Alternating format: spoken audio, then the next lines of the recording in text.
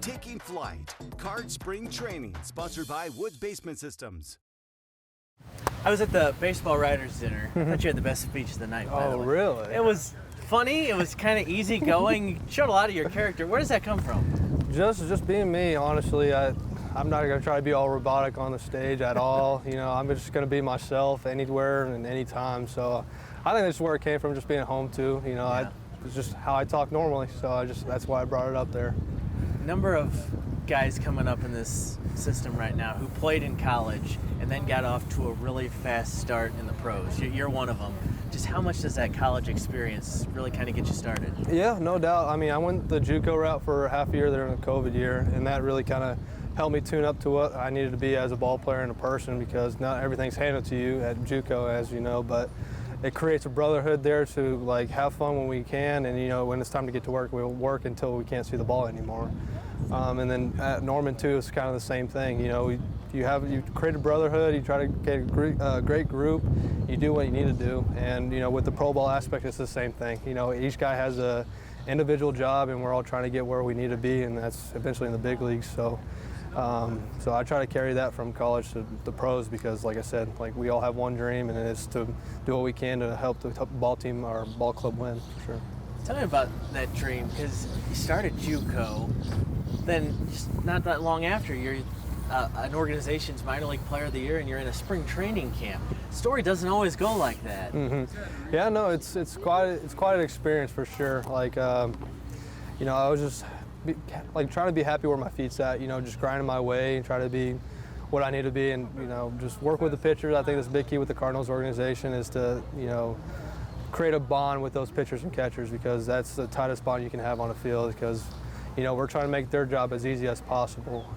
But more or less, like I said, I'm just grinding my way, and I'm going to keep grinding and be happy where my feet's at. Talked about building a bond with those pitchers. Number of young, really exciting guys coming up on the mound, and you've caught a lot of them. Just what stands out about this young group, the Tink Henses, the Quinn Matthews, just kind of this group coming together on the mound? Yeah, I mean, like I said, it starts in the clubhouse with those guys. You try to create a bond with outside the baseball field, and I think that's where the connection clicks. With those guys, like I've been playing with them the past couple of years, so I got to know them really well, and you know, hang out with them anytime I get a chance to.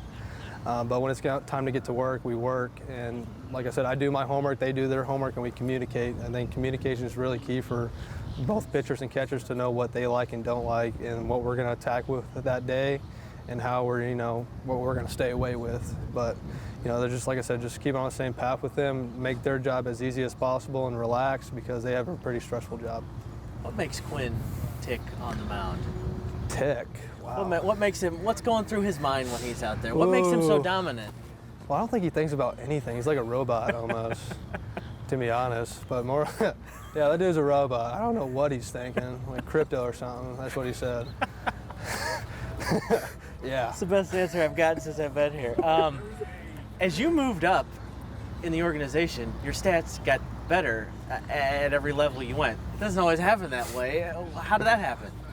Like I said, just grinding the way, you know, trusting the process, sticking with my approach at the plate, and doing what I need to do behind the plate, because that's the most important thing in our org, and just in myself, is that if I'm doing my job behind the plate, hitting will come, and that's as for all catchers. Like, we're gonna hit what we need to hit, but we can control what we control behind the plate, and you know, like I said, just to help those pitchers out as much as we can to help the ball club win. Why are you a catcher? It's a tough job. It's not the first choice for a lot of people that would want to, you know, play baseball. What made you a catcher? So how I explained it as earlier in my career was that it's like a video game to me. Like, I get to call the game, and I get the ball every time. So it kept me on my toes and on my feet every moment, because you can't take a pitch off or you're going to get drilled in the face.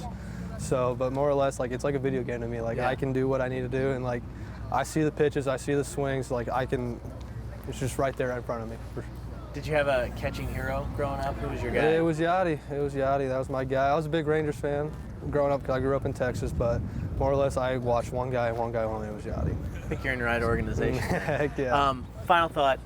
What do you want to get out of this camp? What do you want to get out of this year for you? Yeah, so this is my second or third time doing this, and you know, just picking all these guys' brains, like, you know, trying to soak all the information I can get with them.